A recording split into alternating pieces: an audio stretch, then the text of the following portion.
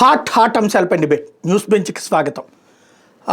ఒకవైపున రెండు తెలుగు రాష్ట్రాల్లో సంచలనం సృష్టించినటువంటి అంశం పులివెందుల ఒంటిమిట్ట ఎన్నికలు. అన్నిటికంటే బాగా పబ్లిక్ అందరి నోట్లో నానింది పులివెందుల. వైఎస్ కుటుంబానికి కంచుకోట లాంటి నియోజకవర్గంలో ఒక జెడ్పీటీసీ కనీసం డిపాజిట్లు కూడా దక్కించుకోలేనంతటి స్థాయికి చేరిపోయింది.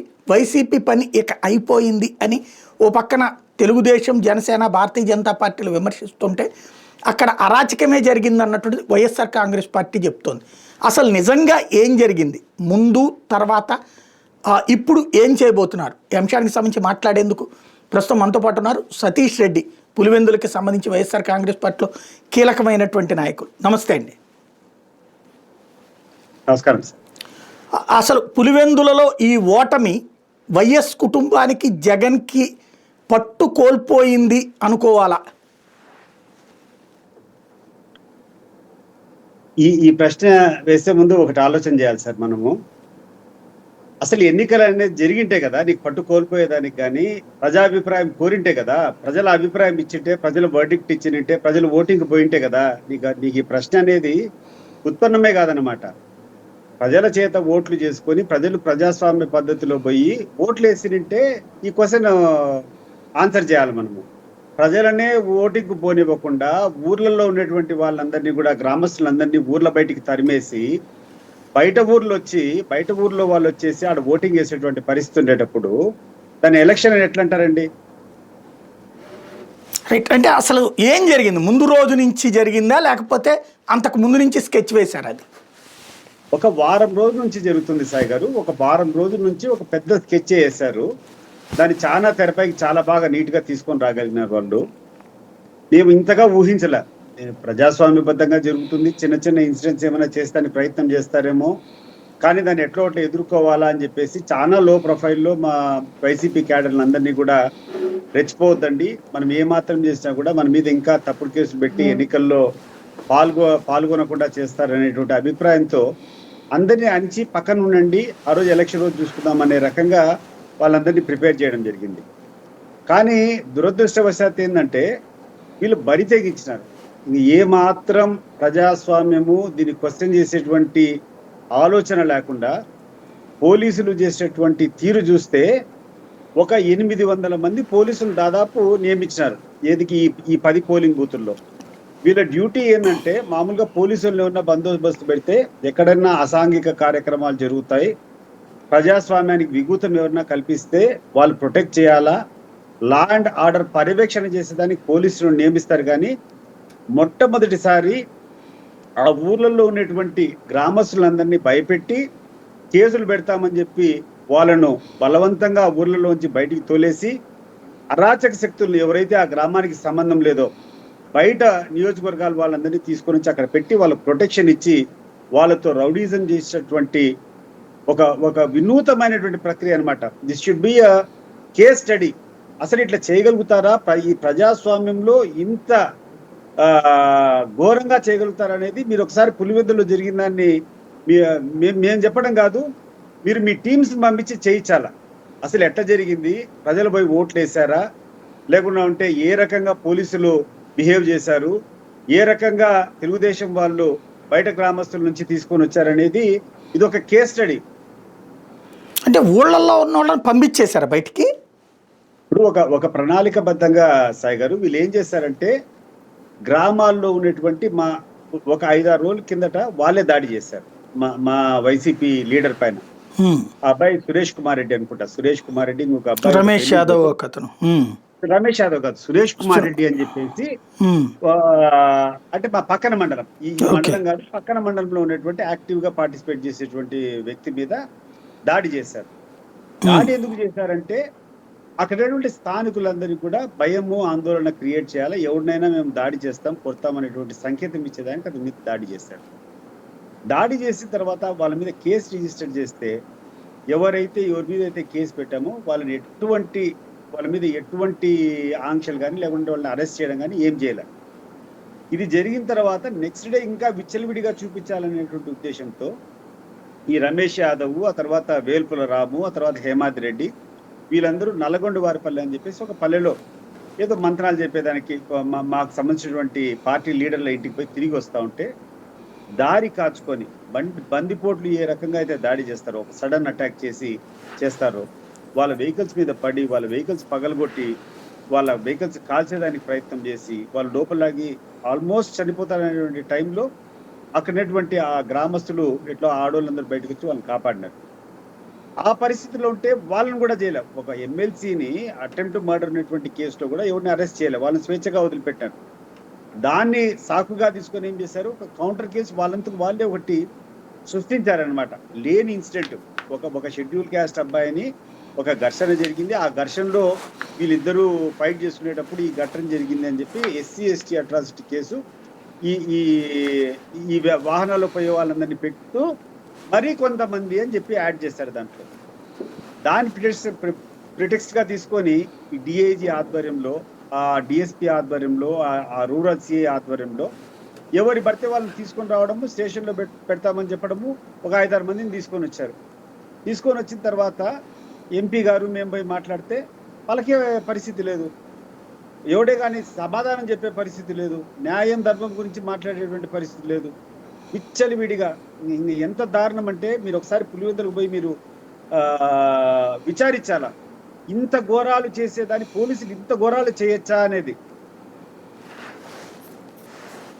అంటే వాళ్ళది ఇట్లాగా అరెస్టులు చేయబోతున్నారు అన్నటువంటి పేరుతో ఊళ్ళల్లో నుంచి జంప్ అయిపోయారా వైసీపీ సానుభూతి చేశారు, కొంతమందిని చేసేసారు, పెట్టారు. ఏమంటే నువ్వు SC/ST లో ఉండవని చెప్పి 10 మందిని తీసుకొని వచ్చారు. 10 మందిని తీసుకొని వస్తే దాంట్లో కొంతమంది వీళ్ళు ఏదైతే సంఘటన అని చెప్పి కేసు రిజిస్టర్ చేసుకున్నారో, ఒక ఫాల్స్ కేసు, ఆ సమయంలో వీళ్ళు పెట్టేటువంటి ముద్దాయిలు వాళ్ళ పోలీస్ స్టేషన్ లోనే బైండ్ ఓవర్ లో ఉన్నారు. ఎంత దారుణమైనటువంటి విషయం అంటే వీళ్ళకి తెలియదు వీళ్ళు ఎవరి మీద కేసు పెట్టారు. తెచ్చిలోని కూర్చొని విచారిస్తే, నేను మీ దగ్గరే కదా సార్ ఆ రోజు నింది, మీ CC కెమెరాలు చెక్ చేసుకోండి, మీ పోలీస్ స్టేషన్ లో మీరు పిలిచింటేనే కదా నేను బైండ్ ఓవర్కి వచ్చిందని చెప్పి చెప్తే మాట్లాడేటువంటి న్యాయం చేసేటువంటి పరిస్థితిలో లేరు. SP మాట్లాడు, DIG అయితే పని కట్టుకొని DIG అని మనం చెప్పాల్సినటువంటి అవసరం లేదు, అతను ఒక యూనిఫామ్ వేసుకునేటువంటి గౌరవం కూడా ఇవ్వాల్సినటువంటి అవసరం లేదు. అతను ఒక కరుడు గట్టినటువంటి ఒక ఒక ఒక పార్టీ కార్యకర్తలు కూడా డిగ్నిఫైడ్ గా ఉండేవాళ్ళు ఉంటారు, డిగ్నిటీ కూడా లేదనమాట. ఒక ఒక ఒక రిఫ్రాట్ కార్యకర్త కంటే అధ్వానంగా బిహేవ్ చేసేటువంటి DIG, DSP, రూరల్ ఇన్స్పెక్టర్ వీళ్ళను ముందర పెట్టేశారు. ఇక పోలీసు అందరూ వాళ్ళు ఏది చెప్తే అది కోఆపరేట్ చేయమని చెప్పేసి ఆజ్ఞలు.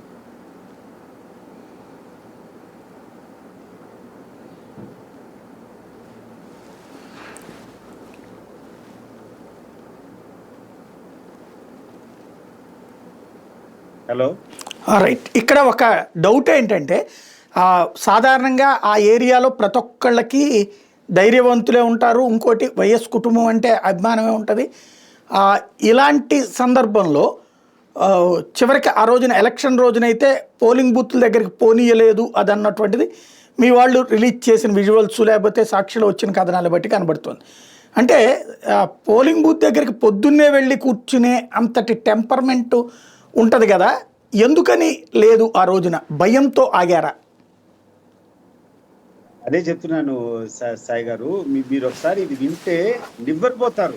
అసలు పోలీసులు ఇంత దారుణానికి ఒడిగట్టగలుగుతారా, అసలు ఇంత మిస్మేనేజ్మెంట్ అనేది ఇంత పెద్ద ఎత్తున మేనేజ్ చేయగలుగుతారా అనేది మీరు ఒకసారి పులివెందులకు వచ్చి ఏం జరిగిందో ఎంక్వైరీ చేస్తే అర్థమవుతుంది. ఊర్లలోకి పోలీసులు 800 మంది వచ్చారు. ఆ 13 పోలింగ్ స్టేషన్ సంబంధించి 800 మంది సెక్యూరిటీ ఇచ్చారు. ఈ 800 మంది సెక్యూరిటీ ఆడ కాయలు పెట్టి 1000 మంది ఒక్కొక్క పోలింగ్ బూత్కు పక్కన నియోజకవర్గం నుంచి, జమ్మలమడుగు నుంచి కొంతమంది, కమలాపురం నుంచి కొంతమంది, ఆ రూరల్ గా ఉన్నటువంటి పులివెందుల్లో ఎక్కడెక్కడైతే తెలుగుదేశం పార్టీ లీడర్లు ఉన్నారు వాళ్ళందరినీ కొంతమందిని ఒక్కొక్క బూత్కు 500, 1000 ఈ రకంగా రాత్రి మిడ్-నైట్ వచ్చేసారు వాళ్ళందరూ. వచ్చిన తర్వాత పద్ధతి ప్రకారం వైఎస్ఆర్సీపీ ఏజెంట్లు ఇంట మీద పడ్డము, మీరు ఏమన్నా ఉంటే కదా పోలీసులు కూర్చొని నువ్వు SC/ST కేసులో ఉన్నావని చెప్పి వాళ్ళు భయపడించడము, లేకుండా అంటే ఈ రౌడీలు ఎవరైతే పక్క నుంచి వచ్చారో వాళ్ళ మీద పడి దాడి చేయడం. ఇంత దాడి చేసినా కూడా పొద్దున్నే మా వాళ్ళు సాహసించి ఏజెంట్ కూర్చోబెట్టి దానికి పోతే ఆ ఏజెంట్ ఫారం లాక్కొని మనకి కొట్టి తరిమేస్తారు అక్కడ నుంచి. సరే ఏజెంట్ లేకుండా కూడా మేము ఓటింగ్ పోతాం కదా అని చెప్పి మహిళలు స్లిప్పులు తీసుకుని పోతే వాళ్ళ దారిలో అడ్డగిచ్చేసి స్లిప్పులు పోలీసు ముందు స్లిప్పులు ఇచ్చేసాక పదా ఏం పోటేస్తాడు పదా అని చెప్పేసి తరుముతాడారు. అండ్ ఎవరికైనా కూడా ఇటీవల కాలంలో ఏమైపోయిందంటే కొంచెం లా మీద కొంత నమ్మకం ఈ మధ్య కాలంలో ఎట్లంటే అట్లా చేయలేరులే, పోలీసులు సంరక్షిస్తారని చెప్పేసి కొంచెం దౌర్జన్యాలు కానీ లేకుండా ఉంటే రౌడీజం కానీ కొంచెం తగ్గినాయి. ఎవరు కూడా లా అబైడింగ్ ఎక్కువ పోలీసు వాళ్ళు వచ్చేసి సహకరించేటువంటి పద్ధతులు. కానీ ఎవడైతే లాను కాపాడాలనో వాళ్ళే కూర్చొని రౌడీలతో చేతులు కలుపుకొని అరాచక శక్తులతో చేతులు కలుపుకొని ఉన్నటువంటి గ్రామస్తులందరినీ భయంకరంగా వాళ్ళు దాడి చేస్తుంటే కూడా వాళ్ళకు సహకరిస్తూ చేసినటువంటి విధానం చూస్తే నువ్వు నివ్వెరపోతావు. నేను ఎందుకంటే నేను మాట్లాడేటువంటి మాటలు కూడా సామాన్యంగా ఒకటి అనవసరంగా అన్ను. ఈరోజు ఒక డిఐజీని నేను మాట్లాడుతున్నా, ఒక డిఎస్పీ నేను మాట్లాడుతున్నానంటే ఇంత ఘోరంగా వాళ్ళు చేసేటువంటి పనులు చేస్తే ఇంత కాదు, రాయలసీమ భాషలో మాట్లాడితే ఎంత నీచంగా తిట్టాలో అంత నీచంగా తిట్టాల. అంటే కనీసం ఇప్పుడు ఆ రోజున కనబడినటువంటి అంశం అయితే పొద్దున్నే ఈ హడావిడి అంతా కనబడింది. మీరు చెప్పినట్టుగా కొంతమంది ఏజెంట్లు వచ్చి మా ఫారాలు చించేశారని మమ్మల్ని పోనీయలేదన్నో, లేదా కొంతమంది ఓటర్లు మమ్మల్ని పోనీయట్లేదన్నో పోలీసులను అడిగినవి కూడా చూసాం ఆ రోజు. అయితే ఆ తర్వాత చూసుకుంటే 9, 10 ఆ తర్వాత నుంచి ఎలవ్ చేశారు. కానీ అప్పుడు కదండి కాదు మీరు ఒకటి చెప్పండి సాయి గారు, ఒక ఎలక్షన్స్ అయిపోయిన తర్వాత ఆ ఎలక్షన్లో ఇంకా రిజల్ట్ రాదని తెలిసిన తర్వాత 10 గంటలకు వాళ్ళకి కావాల్సినటువంటి ఓట్లు ఒక 55-60% వేసుకున్న తర్వాత ప్రజాస్వామ్యబద్ధంగా రా అని చెప్పి అప్పుడు కెమెరాలు తీసుకొని వచ్చి మీరు ఓట్లు వేసుకోండి అంటే రిజల్ట్ లేని దానికి ఎవరన్నా పోతారండి? రిజల్ట్ ఆల్రెడీ డిసైడ్ అయిపోయి రిజల్ట్ను వాళ్ళు పుస్తకంలో రాసేసి 55%, 60% ఓటింగ్ అయిపోయి చేసుకుని వాళ్ళు వన్ సైడ్ కూర్చొని వాళ్ళు ఊర్లు వేసుకున్నాక ఇంక మీరు రాండబ్బా అంటే ఇదొక కొత్త నాటకం.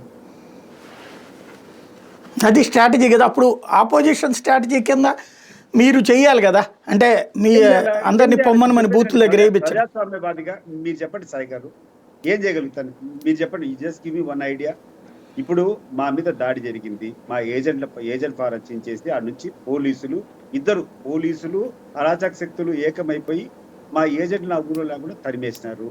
సామాన్యమైన ఓటర్లు పోతా ఉంటే వాళ్ళ ఓటర్ స్లిప్ తీసుకొని పాండే అని చెప్పేసి తెలుగుదేశం పార్టీ గుండాలు దౌర్జన్యం చేస్తుంటే సైలెంట్ స్పెక్టేటర్స్ గా వాళ్ళు కోఆపరేట్ చేసేదానికి పోలీసులు వాళ్ళకి బందోబస్తుగా నిలబడినారు. ఇటువంటి పరిస్థితుల్లో మేము ఏం చేయాలి మీరు చెప్పండి. నాకు ఒక just give me one idea, మీకు ఏమనిపిస్తుంది, ఏం చేయమంటారు మమ్మల్ని? అంటే వాళ్ళ ఆ గొడవ అంతా తగ్గి వదిలిన తర్వాత అప్పుడన్నా మిగతా వాళ్ళు ఓట్లు వేయాలి కదా స్వామి. గొడవ జరిగేటప్పుడు ఆ గొడవలంతా ఉదయం 4:30 నుంచి మొదలు పెడితే 6 గంటలకు ఏజెంట్లు ఎవరి ఓట్లు రాకుండా వాళ్ళే క్యూలో నిలబడుతున్నారు, వాళ్ళే ఓట్లు వేసుకున్నారు. కనీసం వీడియోలు తీయాలంటే ప్రెస్ వాడు ఒకడన్నా పోయేదానికి ఆడ అవకాశం ఉందని మీరు కనుక్కోండి. యువర్ సీనియర్ జర్నలిస్ట్, మీరు మీ ప్రెస్ వాళ్ళని అందరికీ కూర్చొని రకరకాల ఛానల్స్ వాళ్ళు ఉంటారు, అవుట్ ఆఫ్ ది టాపిక్ మీరు కనుక్కోండి. ఇప్పుడు ఈ ఒక ఇంటర్వ్యూ చేసిన రకంగా, ఎందుకంటే వాళ్ళ వెస్టెడ్ ఇంట్రెస్ట్ వాళ్ళకు ఉండొచ్చు. అసలు మీరు ఎందుకు పోలేదు, ఎందుకు తీయలేదు అని చెప్పి మీరు అడిగితే మీకు తెలుస్తుంది. పత్రికా విలేకరులకు ఎంత స్వేచ్ఛ ఉండిందో ఆడిపోతే కనీసం వాళ్ళు రానిచ్చారో లేదో కూడా మీరు కనుక్కుంటే మీకు అర్థమవుతుంది. రైట్. మీరు సుదీర్ఘకాలం పాటు పులివెందుల రాజకీయాలు చూశారు, ఇంతకుముందు తెలుగుదేశం పార్టీలో ఉన్నారు. చెప్పండి. ఇంకొక ప్రశ్న కూడా మీరు అడిగారు, తర్వాత మీరు పోవచ్చు కదా. 10 గంటల లోపల వాళ్ళు 60% ఓటింగ్ అయిపోయింది. 60% ఓట్లు అన్ని వన్ సైడ్ వేసుకున్న తర్వాత మేము పోయి ఏం చేయాలండి? వాట్ షుడ్ వి అంటే వాళ్ళు చేసిన దౌర్జన్యాన్ని యాక్సెప్ట్ చేసేట్టు మాకు వచ్చినటువంటి ఆ కొన్ని ఓట్లు మాకు వచ్చినాయి అని చెప్పి చూపించుకోవాలన్నా? పార్టిసిపేట్ చేసి ఏం సాధిస్తాను చెప్పండి నాకు. ఛాలెంజ్ ఓటు వేయచ్చు కదా. ఏం ఛాలెంజ్ ఓటు? ఎవడు ఛాలెంజ్? ఎవడు అంటే ఇప్పుడు నా ఓటు పోయింది అనుకోండి, నేను వెళ్ళేటప్పటికి నా ఓటు వేసేసారు, నేను నా ఓటు ఎవడో వేసేసాడు, ఇదిగో నా ఏలు మీద ఏ ముద్ర లేదు, కావాలంటే చూసుకోండి, మీరు అర్జెంటుగా ఛాలెంజ్ ఓటు అంటే డబ్బులు తీసుకుని 15 రూపాయలు 20 రూపాయలు తీసుకుని ఛాలెంజ్ ఓటు ఇస్తారు కదా. అప్పుడు దీంట్లో ఎవరికి వేస్తే అది కౌంట్ తేడా వచ్చినప్పుడు ఇదంతా లెక్కేయాల్సి వస్తుంది కదా. మీరు ప్రజాస్వామ్య విధానంలో మీ ప్రజాస్వామ్యం జరుగుతుంటే అట్లా ఓటర్ వాడు పోయి క్యూలో నిలబడతా అంటే తరిమేస్తా అంటే అవును, అది అయిపోయింది. కరెక్ట్, మీరు చెప్పింది నిజం. ఓటర్ పోయి నువ్వు ఛాలెంజ్ ఓటు మధ్యాహ్నం నుంచి నేను అనేది 10 తర్వాత కూడా పిలవలేదండి. అది మీకు ఎవరో తప్పు చెప్పారు. 10 తర్వాత కూడా ఎవరిని పిలవలే, వాళ్ళే కూర్చొని వేసుకున్నారు. And one unfortunate thing which I wanted to bring to your notice is ఈ ఫోటోలు కొన్ని పేపర్లు వచ్చాయి కదా, పేపర్లో ఫ్రీ పోలింగ్ జరుగుతుందని ఫోటోలు వచ్చాయి మీకు కొన్ని పేపర్, ఆంధ్రజ్యోతి పేపర్ ప్రశాంతంగా జరిగిందని. ప్రశాంతంగా జరిగిందనే దానికి ఓటర్లు క్యూలో ఉన్నటువంటి ఫోటో తీశారు కదా. Um. That is the only evidence we have to show to this world. ఈ ప్రపంచానికి ఈడ అన్యాయం జరిగింది, అక్రమం జరిగింది అనే దానికి వాళ్ళు తీసినటువంటి ఫోటోల ఆధారంతోనే మేము మాట్లాడుతున్నాం ఈరోజు. ఆ క్యూలో ఉన్నటువంటి వ్యక్తులంతా ఆ ఫోటోలు మీరు తీసుకొని వాళ్ళలో కనీసం ఇద్దరు ఆ గ్రామస్తులు ఎవడైనా అంటే ఇంకా మీరు ఏమైనా చేసుకోండి, అది అది ప్రజా విజయం అని నేనే చెప్తాను, అనౌన్స్ చేస్తా. ఆ క్యూలో ఉండేటువంటి వ్యక్తులు పేర్లతో సహా మేము సాక్షిలో, ఆ తర్వాత మా జగన్మోహన్ రెడ్డి గారు కూడా చెప్పారు కదా ఏ క్లిప్పింగ్ లో ఈ నంబర్ 1 ఫస్ట్ ఉండేటువంటి వ్యక్తి పలాని దేవుడికి సంబంధించినటువంటి వాడు, పలాని పేరు. ఈ రెండో వ్యక్తి పలాని మార్కెట్ యార్డ్ వైస్ చైర్మన్ జమ్మల మడుగు, పేర్లతో సహా మీకు ఇచ్చాం కదా. ఆ ఫొటోస్ కూడా మేము తీసిటి కాదు, మాకు సంబంధించినటువంటి వ్యక్తులను కానీ, న్యూట్రల్ వాళ్ళని కానీ, ప్రెస్ వాళ్ళని కానీ అక్కడ పంపించలే. ఆడికి వాళ్ళు ఏదో ప్రజాస్వామ్యబద్ధంగా చేసినామని చెప్పి ఏదో క్లిప్ తీసి కొన్ని ఫోటోలు పెట్టాలి కదా, దానికోసం వాళ్ళు తీసినటువంటి ఫోటోలో ఉన్నటువంటి వ్యక్తులే టోటల్ గా ఎవరెవడైతే క్యూలో ఉన్నాడో అందరూ బయట ఊర్ల నుంచి వచ్చినటువంటి వాళ్ళే. రైట్. ఇప్పుడు అంటే ఈ ఘోరానికి ఒక సాయి గారు మీకు అదే నేను చెప్తున్నాను, ఇది ఒక కేస్ స్టడీ. ఇంత ఘోరాలు జరిగితే ఇంకా ప్రజాస్వామ్యం అనేది, ప్రజాస్వామ్యంలో ఎవడు నిలబడేదానికి కానీ, ప్రజాస్వామ్యం ఊచెత్తేదానికి కూడా ఉండదండి. నేను ఎందుకంటే నేను ఆ రోజు ఎంత ఎమోషనల్ అయిపోయినానంటే, ఇంత ఘోరానికి దిగజారుతారా, ఈ ప్రజాస్వామ్యం ఎందుకు, ఈ కథ ఎందుకు, ఈ కారకాలం ఎందుకు, నిజంగా ఎక్కువ డైజెస్ట్. ఈ లెవెల్కు పోతే ఏముంది, సద్దాం హుసేన్ కదా ప్లెబిసైడ్ పెట్టాడు కదా ఇరాక్ లో, ఒకసారి కూర్చొని 98% ఎంత ఓటు వచ్చింది. ఆ రకమైన రెప్లికా ఆఫ్ దట్. రైట్. ఇక్కడ మీరు సుదీర్ఘకాలం పాటు పులివెందుల్లో ఉన్నారు, ఇంతకుముందు తెలుగుదేశం పార్టీలో కూడా ఉండేవాళ్ళు. అప్పుడు ఇదే తరహా ఉండేదా? అప్పుడు తెలుగుదేశాన్ని ఓట్లే నీకుండా? అదే అడుగుతున్నాను. ఇప్పుడు ఇంత ఇంత స్వైర విహారం చేసి ఎన్నికల్లో ఎవడు ఊహించడు. నిజంగా చెప్తున్నా, నిజంగా నేను ఇప్పుడు నీకు వర్ణించేదానికి కూడా నాట్ ఏబుల్ టు ఏ రకంగా చెప్పాలి వాళ్ళు చేసిన దాన్ని చెప్పేదానికి ఒక వర్ణన కూడా నాకు లేదు. అసలు ఇంత చేయగలుగుతారా అంటే మీకు ఆశ్చర్యం అవుతుంది. మీ మీ మీ పత్రికా విలేకరులు ఎవడైనా ఉంటాడు, వాళ్ళని అడగండి, మీరు ఎవరిని అడిగి పోయింటే ఏం జరిగిందిరా బాబు ఆ రోజు ఇక్కడ ఏం జరిగిందంటే వాళ్ళు చెప్తారు.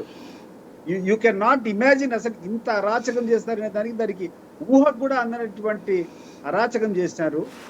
చేసిన తర్వాత ఈ విజయం తర్వాత వాళ్ళు మాట్లాడేటువంటి మాటలు చూస్తే సాయి గారు, 30 సంవత్సరాల తర్వాత స్వేచ్ఛగా ఎన్నికలు జరిగాయంట, పులివెందుల ప్రజలు పోయి ఓట్లు వేసుకున్నారంట, తెలుగుదేశం పార్టీని బ్రహ్మరథాలు పట్టి చంద్రబాబు నాయుడు చేసినటువంటి పథకాలకు కానీ, ఆయన గుడ్ గవర్నెన్స్ కానీ ఈరోజు ఆమోదం తెలిపినారని వాళ్ళు చెప్పుకుంటున్నారు. ఈ మాటలు మాట్లాడినటువంటి వాటలకు, ఈ మాటలు పబ్లిష్ చేసినటువంటి పేపర్లకు, ఈ వార్తలు ప్రచురించినటువంటి పత్రికలకు, ఈ వార్తను ఎలక్ట్రానిక్ మీడియా ద్వారా చేసినటువంటి ఛానల్స్కి అందరికీ నేను ఒక్కటే అడుగుతాను. 30 సంవత్సరాల నుంచి వైఎస్ కుటుంబానికి వ్యతిరేకంగా మన 2024 వరకు, అంటే 2024 వరకు నేనున్న ఈ పార్టీలోకి రాకుండా 2020 వరకు అన్నీ నా భుజస్కంధాల మీద చేసుకున్నాను. ప్రతి ఒక్క ఎన్నిక 1995 మొదలు పెడితే 1995 నుంచి 94 నుంచి జరిగిన అన్ని ఎన్నికలు కూడా నా భుజాల మీద నేను చేశానండి. తెలుగుదేశం పార్టీ తరఫున మొట్టమొదట్లో అంటే 2010, 2011 వరకు కొంచెం ఎన్నో చెదురుమదిరి ఘటనలు, కొన్ని పోలింగ్ బూత్స్ ఆక్రమించుకోవడము, లేకుంటే కొన్ని బూత్స్లో వన్ సైడ్ ఓటింగ్ జరిగిన 2011లో జగన్మోహన్ రెడ్డి గారు వచ్చినప్పటి నుంచి ఎటువంటి చిన్న సంఘటన కూడా జరగలేదు. అంత స్వేచ్ఛగా ఎన్నికలు జరిగేటి, ఎవడి అభిప్రాయం కొద్దీ వాళ్ళు ఓట్లు వేసుకునే వాళ్ళు. అండ్ ఆ రోజు జగన్మోహన్ రెడ్డికి ఒక by election, I think Delhi పెత్తనానికి, పులివెందుల పౌరుషానికి అని చెప్పేసి ఒక ఎన్నిక, అతను ఎంపీగా రిజైన్ చేసుకుని మళ్ళా నిలబడినాడు. అతను కొత్తగా పార్టీ పెట్టి, వైఎస్ఆర్సీపీ పార్టీ పెట్టి, ఆ రోజు తెలుగుదేశం పార్టీ అధికారంలో ఉంది. 100% ఫ్రీ పోలింగ్ జరిగింది. పులివెందుల నియోజకవర్గంలో 1,00,000 పైన ఓట్ల మెజారిటీతో వైఎస్ఆర్సీపీ అభ్యర్థిగా విజయమ్మ గెలిచింది. రెండో ప్లేస్లో వైఎస్ వివేకానంద రెడ్డికి 30,000 ఓట్లు వచ్చినాయి. ఆ తర్వాత బీటెక్ రవి ఆ రోజు తెలుగుదేశం పార్టీ తరపున నిలబడినాడు, అతనికి 10,000 ఓట్లు వచ్చినాయి. అదే ఎన్నికల్లో జగన్మోహన్ రెడ్డికి మొత్తం పులివెందుల కడప పార్లమెంట్ నియోజకవర్గంలో 5 లక్షల పైన మెజారిటీ, అంటే ఊహ కూడా అందన. కిరణ్ కుమార్ రెడ్డి కదా అప్పుడు సీఎం, కిరణ్ కుమార్ రెడ్డి గారు ముఖ్యమంత్రి. మరి ప్రజాస్వామ్యం జరగలేదంటాడు, ప్రజాస్వామ్యబద్ధంగా ఎన్నికలు జరగలేదంటారు. 2014లో నేను పోటీ చేశాను సాయి గారు జగన్మోహన్ రెడ్డి గారికి వ్యతిరేకంగా. నేను ఎక్కడే కానీ పోయి పలానా పోలింగ్ స్టేషన్లో మామూలుగా అంతకుముందు 2014 కంటే ముందు జరిగేటువంటి ఎన్నికల్లో ప్రతి ఎన్నికలు మేము కంప్లైంట్ చేసేవాళ్ళం. పలానా పోలింగ్ స్టేషన్స్లో రిగ్గింగ్ చేస్తారు, ఇవన్నీ రీపోలింగ్ పెట్టాలా, ఇక్కడ అన్యాయం జరిగింది, ఇక్కడ అక్రమాలు జరిగాయని. 2011లో మేము ఎటువంటి అప్లికేషన్ పెట్టలేదు, 2014లో ఎటువంటి అబ్జెక్షన్ పెట్టలేదు. ఎందుకంటే స్వేచ్ఛగా జరిగినాయి, మా కళ్ళ ముందర జరిగినాయి కదా ఎలక్షన్స్. మేము తిరిగినాం కదా. అవతల మీద నింద వేసేటప్పుడు కూడా మనకు కూడా ఆత్మపరిశీలన చేసుకోవాలి కదా, అబద్ధం చెప్పలేం కదా. Including BTech Ravi was in-charge of Simhadripuram మండలంలో. వాళ్ళ చిన్న వాళ్ళ అర్థంలోనే ప్రతి ఒక్క ఎలక్షన్ చేస్తా ఉన్నారు. మరి వాళ్ళు చెప్పాలి కదా, వాళ్ళ బూత్లో ఎక్కడ బూత్ క్యాప్చరింగ్ జరిగితే ఈ రోజు చెప్పుకొని 30 సంవత్సరాల అరాచకం అంటున్నారు. 30 సంవత్సరాలు కూర్చొని వన్ సైడ్ కూర్చొని ఎవరినే కానీ ప్రజలు ఓటేయలేదు. ఈరోజు స్వచ్ఛందంగా ఆ స్వాతంత్రంతో ఆ స్వేచ్ఛతో వచ్చి ఓటేస్తామని చెప్పి మాట్లాడుతున్నారు. బీటెక్ రవినే నేను అడుగుతాడా, అయ్యా 2014లో నేను ఎమ్మెల్యేకి నిలబడినప్పుడు మీ ఆధ్వర్యంలోనే మీ సింహాద్రిపురం మండలం అంతా జరిగింది, స్వేచ్ఛగా జరిగినాయా లేదా? లేదు. మీ తమ్ముడు భరత్ కుమార్ రెడ్డి పోటీ చేసి సర్పంచ్గా గెలిచినాడు. ఒకవేళ స్వేచ్ఛగా జరగకుండా ఉంటే మీ తమ్ముడు ఎట్లా గెలిచినాడు?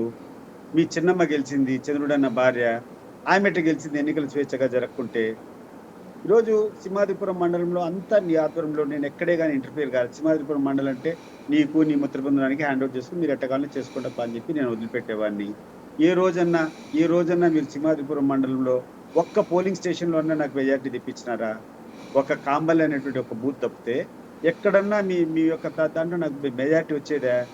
మీరే కదా అంతా చేస్తాను. నేను ఊరికి ప్రచారంకి వచ్చి పోయిన తర్వాత మిగతా బాధ్యతలన్నీ మీకే కదా ఇస్తాను. 2014లో జరిగిందా, 2019లో జరిగిందా, ఇవన్నీ పక్కన పెట్టు. 2024లో నువ్వే కదా పోటీ చేసింది. మీ మండలంలో జరిగినటువంటి ఎన్నికల్లో స్వేచ్ఛగా జరగకుండా ఉంటే నువ్వు కంప్లైంట్ ఇవ్వచ్చు కదా, పలానా పోలింగ్ స్టేషన్లో అక్రమాలు జరిగినాయి, పలానా పోలింగ్ స్టేషన్లో లేదని చెప్పి నువ్వేమన్నా కంప్లైంట్ ఇచ్చినావా? ఎక్కడన్నా అన్యాయంగా ఓటింగ్ జరగలేదని చెప్పి. స్వచ్ఛందంగా అందరం పాల్గొన్నాం. వాళ్ళ స్టేచర్ పెరిగింది. వాళ్ళు ముఖ్యమంత్రిగా అయినప్పటి నుంచి ఆ ప్రాంతానికంతా కూడా బాగుపడతా ఉంది. నిజంగా వాళ్ళు పెరిగినటువంటి స్టేజ్లో ఆ ప్రాంతం వాళ్ళకందరికీ కూడా ఒక వరంగా మారిపోయింది. వాళ్ళు ముఖ్యమంత్రులు అయినప్పటి నుంచి కూడా ఉన్నటువంటి ప్రజల్లో జీవన విధానంలో చాలా పెను మార్పులు తీసుకొని వచ్చారు. ఇరిగేషన్ ప్రాజెక్ట్స్ అన్నీ కంప్లీట్ చేయగలిగినారు. ఆ గ్రామాల్లో ఉన్నటువంటి రోడ్లన్నీ బాగుపడినాయి. ప్రతి ఒక్క చిన్న స్కూల్ దగ్గర నుంచి డెవలప్ చేసినారు. అక్కడ అనేక రకాల విద్యా సంస్థలు వచ్చినాయి. జేఎన్టీ వచ్చింది పులివెందులో మెడికల్ కాలేజ్ వచ్చింది. ఇడపలబాయిలో IIIT వచ్చింది. ప్రతి మండలంలో జూనియర్ కాలేజీలు వచ్చినాయి. ప్రతి మండలంలో పాలిటెక్నిక్ కాలేజీలు వచ్చినాయి. ఎక్కడ చూసినా ఎన్ని కావాలంటే ట్రాన్స్ఫార్మర్లు. ఎక్కడ ఎవడే కానీ ఇబ్బంది లేకుండా జరిగేటప్పుడు ప్రజలు వన్ సైడ్ అయిపోయినారు. దాన్ని మనం ఏం చేయగలుగుతాం? ఈరోజు కూర్చొని ప్రజలందరూ ఒకవైపు ఉంటే మీరేందో కూర్చొని చంద్రబాబు నాయుడు దగ్గర మెప్పు పొందాము, ఇంకా 3.5 సంవత్సరం అధికారం ఉంది కదా, ఏదో మేము బాగుపడాలా, మాకు పదవులు కావాలా, దానికోసం ఆయన మెప్పు కోసం అరాచకం చేస్తామని చెప్పి అరాచకం చేసి గడిచిన 30 సంవత్సరాల్లో జగన్మోహన్ రెడ్డి అరాచకాలు చేస్తారని చెప్పి చెప్పడం విడ్డూరంగా లేదా? దీన్ని ఎవడైనా మాట్లాడేటప్పుడు నేను తెలుగుదేశం పార్టీలో 2020 వరకు యాక్టివ్, నేనే నా భుజస్కంధాల మీద మోపిన. అనేక ఎలక్షన్స్ వాళ్ళ ఫ్యామిలీ మీదనే, వాళ్ళకు వ్యతిరేకంగానే నేను అన్ని తెలుగుదేశం పార్టీ తరఫున నిలబడినాను. నేను ఎంపీపీ కాలేదా? నేను మా మండల ప్రజా పరిషత్ అధ్యక్షుని కాలేదా? మా తల్లి సర్పంచ్ కాలేదా? మా తమ్ముడు సర్పంచ్ కాలేదా? మా నాన్న సర్పంచ్ కాలేదా? మేము అన్ని ఎలక్షన్స్ అంతా వాళ్ళ కుటుంబం మీదనే కదా పోటీ చేసింది. వాళ్ళ కుటుంబానికి వ్యతిరేకంగానే కదా మేము పోటీ చేసింది. మరి మేము గెలవగలిగినప్పుడు ప్రజాస్వామ్యబద్ధంగా జరిగింటేనే కదా మేము గెలిచేది. మీ చిన్నమ్మ గెలిచింది ప్రజాస్వామ్యబద్ధంగా జరిగింటేనే కదా. మీ తమ్ముడు భరత్ కుమార్ రెడ్డి గెలిచింది ప్రజాస్వామ్యబద్ధంగా జరిగింటేనే కదా. పేర్ల పార్థసారథి రెడ్డి అని ఉన్నాడు, మన ఇంపార్టెంట్ లీడరు, ఆయన గెలిచింది స్వేచ్ఛగా జరిగింటేనే కదా. మన వేముల మండలంలో చాగలేరని గ్రామం ఉంది. ప్రతిసారి భాస్కర్ రెడ్డి అనేటువంటి తెలుగుదేశం పార్టీ అభ్యర్థి గెలుస్తాడు. స్వేచ్ఛగా గెలిచిటేనే కదా. రామిరెడ్డిపల్లిలో జగన్మోహన్ రెడ్డి వాళ్ళ కుటుంబం గెలుస్తారు, స్వేచ్ఛగా గెలిచిటేనే కదా.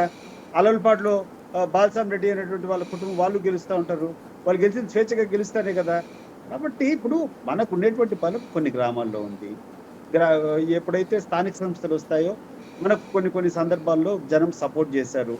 కానీ జనరల్ ఎలక్షన్స్ వచ్చినప్పుడు పూర్తిగా వన్ సైడెడ్గా జనమే మనకంటే వాళ్ళ దగ్గర ఉంటే ఈ నియోజకవర్గం బాగుపడుతుంది అనేటువంటి ఆలోచనతో వన్ సైడ్గా ఓటింగ్ వేస్తున్నారు. దాన్ని యాక్సెప్ట్ చేయకుండా దాన్ని ప్రజల దృష్టికి అంతా ఏదో లోకం దృష్టికి అంతా. ఇప్పుడు మీరు ఫస్ట్ మొట్టమొదటిది ఏంటంటే చంద్రబాబు నాయుడు దగ్గర మీకు మన్నన కావాలా, ఆయన దగ్గర నుంచి పదవులు ఆశిస్తున్నారు, ఆయన దగ్గర నుంచి ₹4 ఆదాయ వనరులు ఆశిస్తారు, మీరు ఆశిస్తారు. దాన్ని చేసుకునే దానికి ఏం కావాలా? మీకు ఒక ఎగ్జాంపుల్, మీరేందో అతను ఎదిరించినట్టు అతని మీద విజయం సాధించినట్టు ఏంటి? మీరు విజయం ఎప్పుడు సాధించాలంటే ప్రజాస్వామ్య పద్ధతిలో ప్రజలకు మెప్పించుకొని ప్రజల మన్నన పొంది మీరు ఓటు చేసుకున్నప్పుడు డెఫినెట్గా ఎవ్రీబడి విల్ అప్రిషియేట్. కానీ ఈ రకమైనటువంటి అరాచకం, ఈ రకమైనటువంటి రౌడీజం చేసుకొని ఈ రాష్ట్రాన్ని అంతా, ఎందుకంటే గతంలో మీరు చెప్పినట్టు 25 సంవత్సరాలు 30 సంవత్సరాల కిందట అరాచకం ఉన్నింది. ఎక్కడ చూసినా మీ యొక్క ఒక పులివెందుల్లోనే కాదు, రాయలసీమ మొత్తం అరాచకం ఉన్నింది. ఎవడికి బలం ఉంటే వాడు కూర్చొని వాళ్ళు పోలింగ్ బూత్లో రిగ్గింగ్ చేసేవాళ్ళు. కానీ జగన్మోహన్ రెడ్డి యాక్టివ్గా పాలిటిక్స్ వచ్చినప్పటి నుంచి సాయి గారు ఎటువంటి సంఘటన కూడా, ఎలక్షన్ అంటే స్వేచ్ఛగా జరిగిపోయింది. మేము కూడా చాలా సంతోషపడేవాళ్ళం. అబ్బా, అంతకుముందు అయితే మేము ఎలక్షన్ అంటే బాంబులు తయారు చేయించుకోవడమో, లేకుంటే తుపాకులు తెప్పించుకొని పెట్టుకోవడమో, బూతులను సంరక్షించుకునేదానికి రకరకాల ఇబ్బందులు చేసేవాళ్ళం. కానీ 2014 నుంచి నిజంగా చెప్తున్నాను, నా గుండె, I'm speaking from my heart, ఎటువంటి అరాచక సంఘటన ఎలక్షన్ సందర్భంలో జరగల. స్వేచ్ఛగా ఎన్నికలు జరిగినాయి. ఆ ఎన్నికల్లో కూడా నేనే ఓడిపోయినా. 2 ఎలక్షన్లు నేనే ఓడిపోయినా. ఒక ఎలక్షన్ రవి ఓడిపోయినాడు. బట్ దేనివల్ల ఓడిపోయినాము? ప్రజలు మేము ఎంత చేస్తే కూడా మాకంటే వాళ్ళు బెటరు, వాళ్ళు మాకంటే ఎక్కువ ప్రజలకు చేయగలుగుతారనేటువంటి నమ్మకంతో వాళ్ళకు ఓట్లు వేస్తున్నారు. దాన్ని యాక్సెప్ట్ చేయకుండా ఈరోజు కుప్పంలో చంద్రబాబు నాయుడు పరాభవం చేసింది కాబట్టి దాని ప్రతీకారం తీసుకోవాలనుకుంటే చంద్రబాబు నాయుడు గారు కూడా చెప్తున్నా, మంచి పద్ధతిలో రా, చెయ్యి, ఉన్నటువంటి ప్రజలకు ఉన్నటువంటి సమస్యలన్నీ తీర్పించు. కావాలంటే ఇంకా నీ దగ్గర డబ్బులు ఉన్నాయి, అధికారం ఉంది కాబట్టి ఇంకొక 10 రూపాయలు ఎక్కువ డబ్బులు.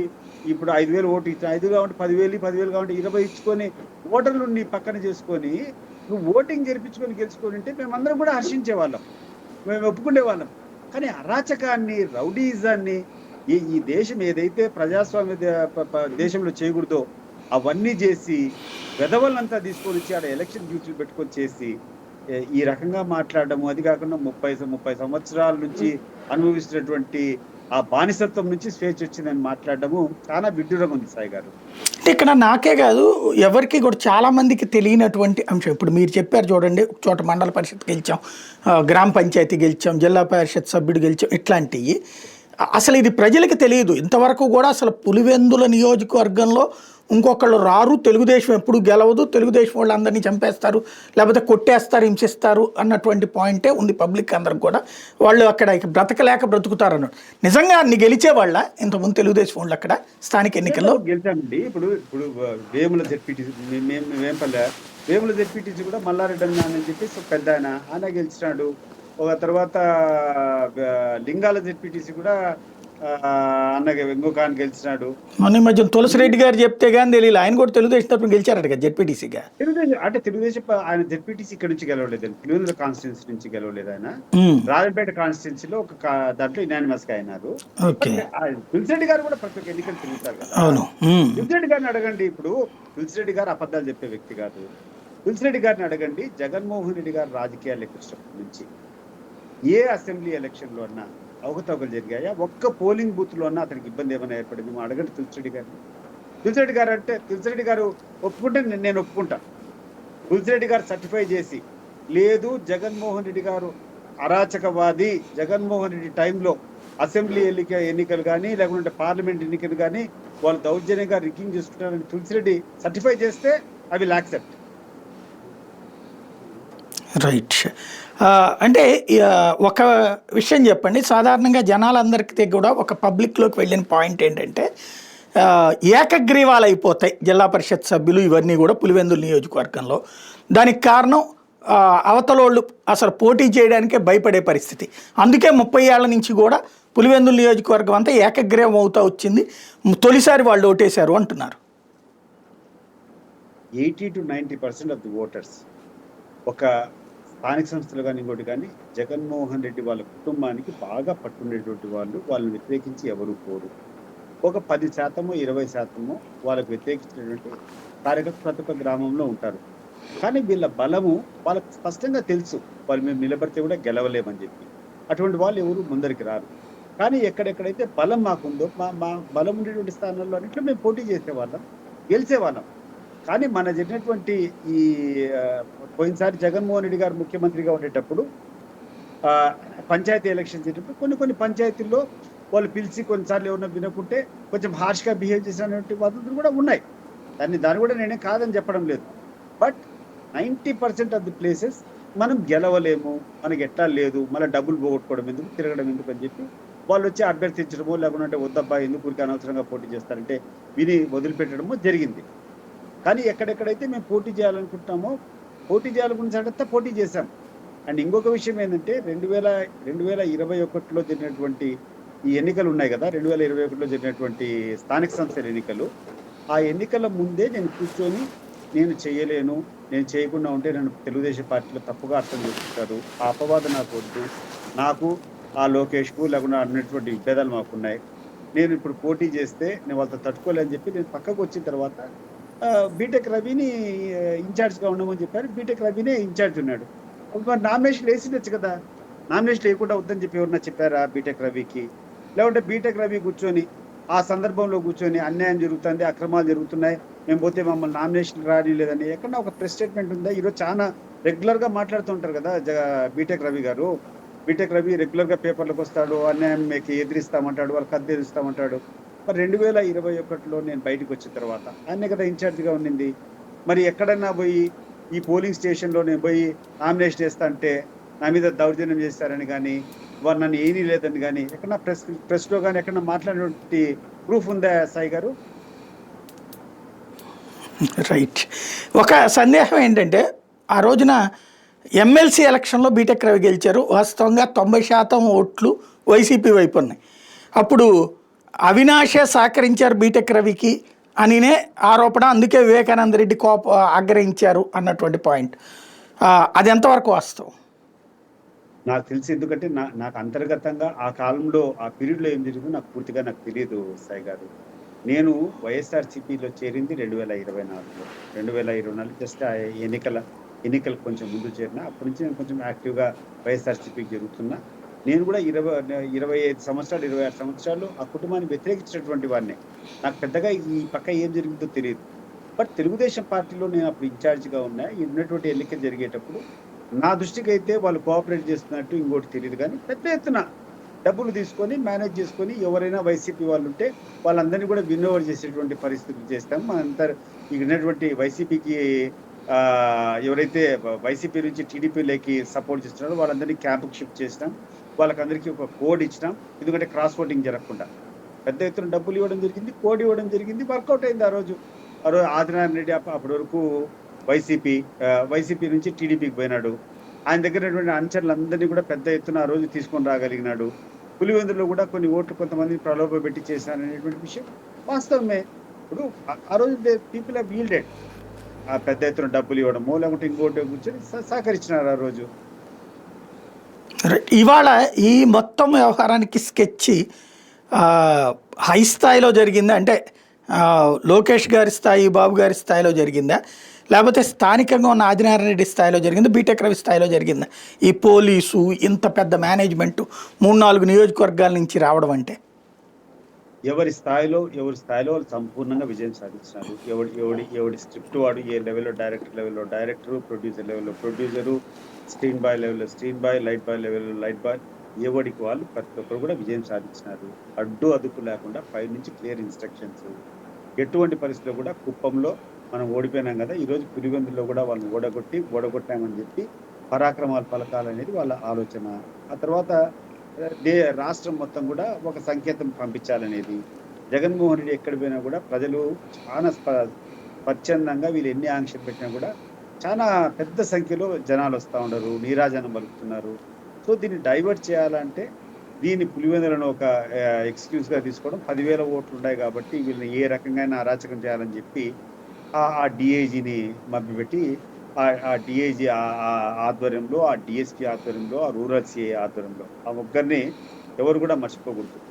ప్రజాస్వామ్యంలో పోలీస్ వ్యవస్థ ఉంటే ఇటీవల ఏదో ఒక దాంట్లో చదివినాను నేను సాయి గారు, ఒక పేపర్లోనూ ఎక్కడను. ఒకప్పుడు ఉమేష్ చంద్ర స్వేచ్ఛ కల్పించినాడు ప్రజలకు, ఈరోజు ఈ డిఐజీ కోయా ప్రవీణ్ కల్పించినాడు అని చెప్పి ఒక దాంట్లో ఒక ఆర్టికల్లో లేకుంటే ఎక్కడో విన్నా నేను. పొరపాటున ఉమేష్ చంద్ర గారి ఆత్మకు ఈ యొక్క విషయం తెలిస్తే మళ్ళా మళ్ళా ఒకసారి సూసైడ్ చేసుకుంటాడేమో, అంత భయంకరమైనటువంటి వ్యక్తితో ఉమేష్ చంద్రని కంపేర్ చేయడం. ఉమేష్ చంద్ర ఎంత గొప్ప వ్యక్తి, ఉమేష్ చంద్ర ఎట్లా చేసినాడు. కడప జిల్లాలో ఒకప్పుడు యాక్షన్లు ఎట్లంటే అట్లా విచ్చలవిడిగా జరుగుని, ప్రతి ఒక్కరికి ఎక్కడ చూసినా రౌడీజము, ఎక్కడ చూసినా కూడా బూత్ క్యాప్చరింగ్ ఇవన్నీ జరిగే టైంలో ప్రపంచానికంతా కూడా అరాచకం అనేది లేకుండా అరాచక శక్తి మీద దాడి చేసుకొని నార్మల్సీ తీసుకొని వచ్చేదానికి కారకుడు ఉమేష్ చంద్ర. కానీ ఈరోజు ఏదైతే సంస్కృతి మర్చిపోయినామో మేమందరం, పులివెందులతో కానీ కడపలో కానీ రాయలసీమలో ఏదైతే సంస్కృతి మర్చిపోయి ఈ బాంబులు, ఈ తుపాకులు, ఈ కల్చర్ అంతా వదులుకొని స్వేచ్ఛగా మేము బతికేటువంటి టైంలో మళ్ళీ ఈ కల్చర్ను మొదలు పెట్టేటువంటి వ్యక్తి ఈ కోయ ప్రవీణ్. ఒక అరాచక వ్యక్తిని, ఒక గొప్ప పోలీస్ ఆఫీసర్ని ఈరోజు కంబైన్ చేసుకొని ఒక ప్లాట్ఫామ్ పెట్టంటే పోలీస్ ఆఫీసర్లే చెప్పాలి దీనికి సమాధానం. కోయ ప్రవీణ్కు ఉమేష్ చంద్రతో కంపేర్ చేస్తున్నారంటే అసలు ఇంత దౌర్భాగ్యము ఊహించడానికి లేదు సాయి గారు, నేను చెప్తున్నా. మీరు మొన్న ప్రెస్ కాన్ఫరెన్స్లో కూడా ఈ ఐఏఎస్లు ఐపీఎస్ల మీద చాలా తీవ్ర స్థాయిలో విమర్శలు గుప్పించారు. ఇది కరెక్ట్ అనుకుంటున్నారా అడ్మినిస్ట్రేటివ్ సర్వీసెస్ వాళ్ళని? నాకు నా బంధువులు కొంతమంది ఈ సివిల్ సర్వీసెస్లో ఉన్నారు. మా బంధువులు రిటైర్డ్ డీజీపీలు ఉన్నారు, సీనియర్ పోలీస్ ఆఫీసర్స్గా ఉన్నారు, ఐఏఎస్ ఉన్నారంతా. వాళ్ళు కొంతమంది పనిచేసిన ఎందుకు ఇట్లా మాట్లాడినామని అడిగారు. మాట్లాడిన తర్వాత మళ్ళీ కూడా మళ్ళీ నేను మాట్లాడినటువంటి ప్రెస్ మీట్ ఏమైనా తప్పుగా మాట్లాడినాము అని మళ్ళీ నేను తెప్పించుకొని చూసా అవన్నీ ఏం మాట్లాడాను. నిజంగానే చాలా ఆవేశపడిపోయాను వాళ్ళు చేసేటువంటి తీరు చూస్తే. ఒక ప్రజాస్వామ్యవాదిగా ఈ యొక్క దేశంలో ఉన్నటువంటి ఈ గణతంత్రాన్ని, ఈ యొక్క ప్రజాస్వామ్యాన్ని అందరూ కూడా అనుభవించాలి అనేటువంటి కోరుకునేటువంటి వ్యక్తిగా వీళ్ళు చేసేటువంటి విషయాన్ని చెగుర్కొచ్చింది సాయి గారు. ఈ పోలీసులు ఎవరైతే కాపాడాలనో వాళ్ళే వీధి రౌడీల కంటే అధ్వానంగా కూర్చొని యాంటీ సోషల్ ఎలిమెంట్స్ ముందరకు చేసుకొని వాళ్ళ ద్వారా జరిపినటువంటి కార్యక్రమాన్ని ఆ తర్వాత ఇది సైలెంట్ స్పెక్టేటర్స్గా, ఇప్పుడు వాళ్ళు చేశాడు ఒక పనికిరానుడు, ఒక డిఐజీ చేస్తాడు, ఒక డిఎస్పీ చేస్తాడు అనుకున్నాం అనేటువంటి ఎస్పీకి సంబంధం లేదా Sai garu? Is an IPS officer. How can he allow that? How can he be a silent spectator to all this atrocities? Is it not fault on his side? ఈ దేశంలో గొప్పగా ఎవరిని అడ్మినిస్ట్రేషన్ చేయాలంటే ఒకవేళ అధికారం అనేది కానీ ఇంకోటి కానీ పబ్లిక్ ఒక లీడర్ చేతులు పెడితే అడ్మినిస్ట్రేషన్ రన్ చేయాల్సింది ఈ ఐఏఎస్ ఐపీఎస్లే కదా, వీళ్ళే కదా ఈ దేశానికి వెన్నెముకలు. గొప్పగా మనం చెప్పుకునేది ఏంది? ఒక మామూలు అధికారుల మాదిరి కాకుండా వీళ్ళని ఎందుకు గొప్పగా చూస్తాం? వీళ్ళకి అతీతంగా ఉంటుందని చెప్పి వీళ్ళకి అనేక 2-3 సంవత్సరాలు ట్రైనింగ్ ఇచ్చి దేశంలోనే అత్యున్నతమైనటువంటి పరీక్షల్లో వీళ్ళు పాస్ అయ్యి వచ్చిన తర్వాత మినిమం స్టాండర్డ్స్ కూడా ఒక గ్రామ స్థాయిలో ఒక ఆర్డినరీ సిటిజన్స్ ఉన్నటువంటి ఇంగితం కూడా లేకుండా వాళ్ళు బిహేవ్ చేసినప్పుడు ఏమన్నా సాయి గారు నువ్వు చెప్పు?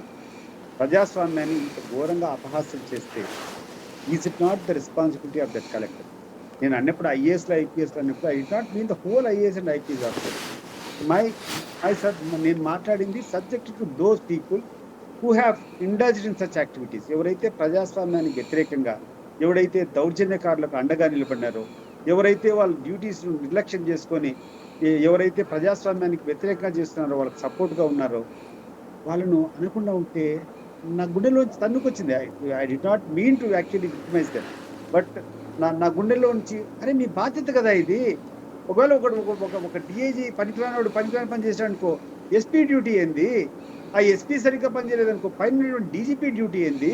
ఒకవేళ వీళ్ళందరూ పనికిరాని పని చేయాలనుకో, స్థానికంగా ఉండేటువంటి ఎస్ఐ కనీసం నా ఆధ్వర్యంలో నేను చేయను, ఎందుకు చేస్తా, ఇది తప్పు, ఇది నేను చేయని చెప్పి ఎందుకు తిరుగుబాటు చేయలేదు? ఒక కానిస్టేబుల్ ఎందుకు తిరుగుబాటు చేయలేదు? ఇవన్నీ వీళ్ళందరూ పనికిరాని పని చేస్తారు అనుకోండి, ఆ కలెక్టర్ కదా చీఫ్ ఎలక్షన్ జిల్లా ఎలక్షన్ అధికారి, ఆ కలెక్టర్ ఎందుకు ఈ యొక్క ఎన్నికలు కౌంటర్ మ్యాన్ చేయలేదు? ఆ తర్వాత ఎవరైతే చీఫ్ ఎలక్షన్ కమిషన్ ఉన్నారో, స్టేట్ ఎలక్షన్ కమిషన్, ఆయన ఎందుకు కూర్చొని దీనంతా ప్రేక్షక పాత్ర వహిస్తూ ఉంది? ఇవన్నీ చూసిన తర్వాత ఈ వ్యవస్థలో ఎవరన్నారు చెప్పండి? ఇప్పుడు ఎవరైతే వ్యవస్థను కాపాడాలనో వాళ్ళే కంచె చేను మేసినట్టు, ఎవరైతే people who are suppose to save this democracy, who are suppose to hold all this responsibilities కరెక్ట్గా చేయాలని వాళ్ళే కూర్చొని అరాచకాలు చేస్తే ఇంకా అనుకోకుండానే వచ్చేసింది సాయి గారు అట్లా. రైట్. ఈ మొత్తం వ్యవహారం చూశాక భవిష్యత్తులో ఇదే స్ట్రాటజీతో అంటే ఇది రైట్ ఆర్ రాంగ్ అంటే మీరు చెప్పింది నిజమైతే కనుక అనెథికల్, అలా కాకపోతే ఎథికల్. ఒకవేళ ఇదే ఫార్ములా కనుక వాళ్ళు అమలైతే అప్పుడు వైఎస్ఆర్ కాంగ్రెస్ పార్టీ ఫ్యూచర్లో ఇక రాజకీయాలను వదిలేసుకోవడమేనా? వదిలేసి ఎప్పుడు కూడా రాజకీయ ప్రక్రియలో పోరాటం చేస్తూనే ఉంటాం. కానీ this was sudden attack which we never even expected. ఇంకా రేపు అంతే కదా, ఇంకా రేపు ఎన్నికలు కావాలంటే మేము మిగతా అన్ని we have to get prepared.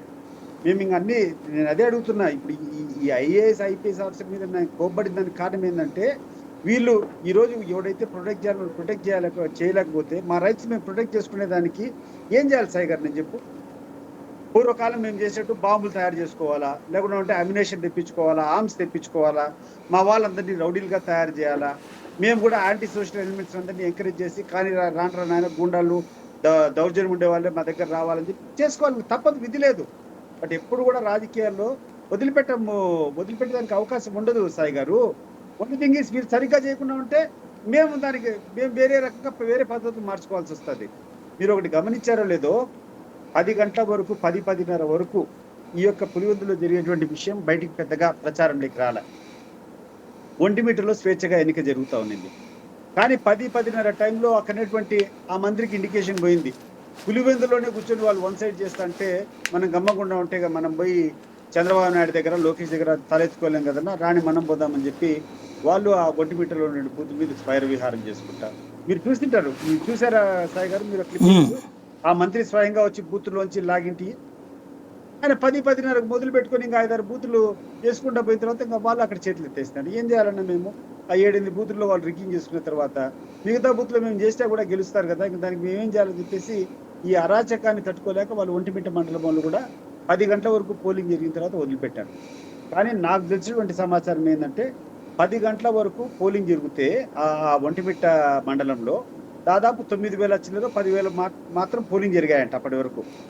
ఆ పోలింగ్ లోనే 6,000 ఓట్ల పైన మాకు మెజారిటీ 6,000 ఓట్ల పైన ఓట్లు వచ్చాయి. చూసారా, మీరు గమనించారా? కరెక్ట్.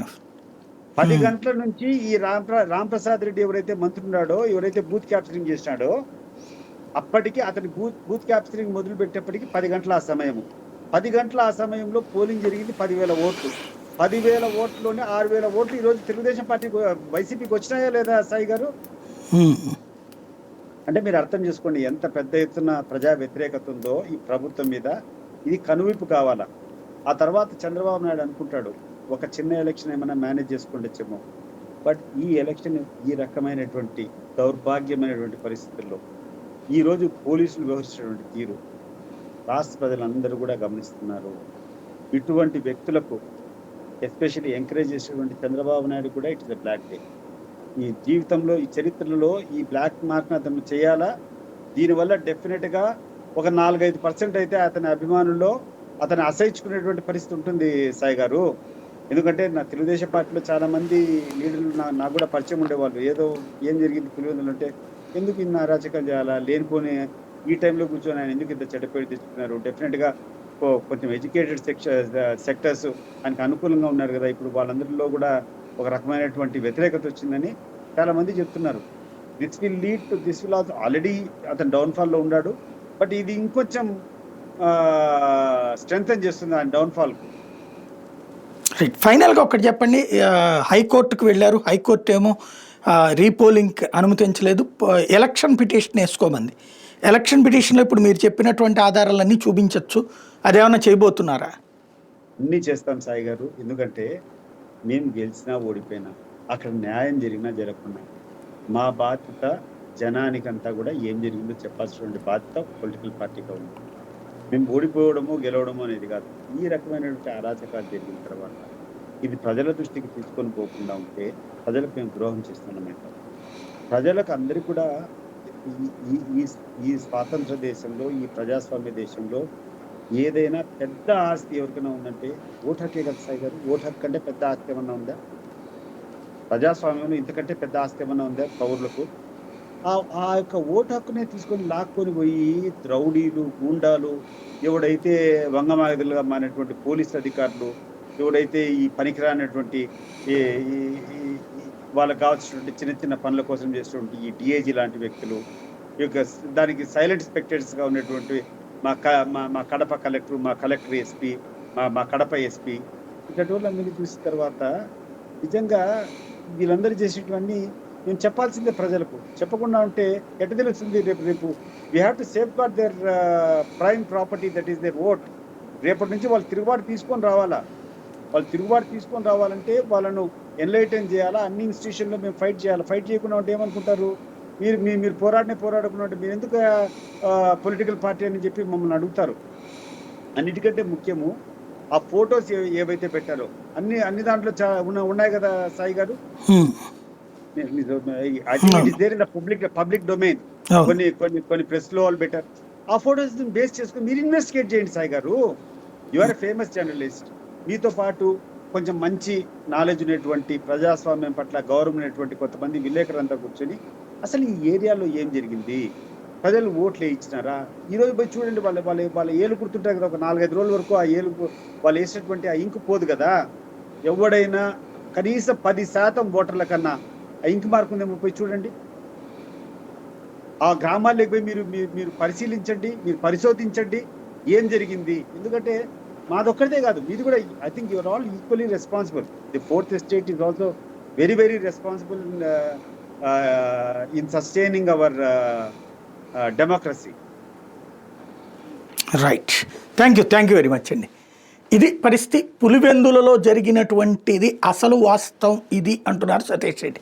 అదే సందర్భంలో 30 ఏళ్ల తర్వాత ప్రజలు అక్కడ స్వేచ్ఛావాయువులతో ఓటేశారని ప్రభుత్వం చెప్తోంది. ఏది నిజమన్నటువంటిది స్థానికులకు తెలియాలి. ఇప్పుడు వింటున్నటువంటి 2 వెర్షన్స్ చూస్తున్నటువంటి ప్రజలు ఏం ఆలోచిస్తున్నారన్నదే ఇక్కడ ముఖ్యం.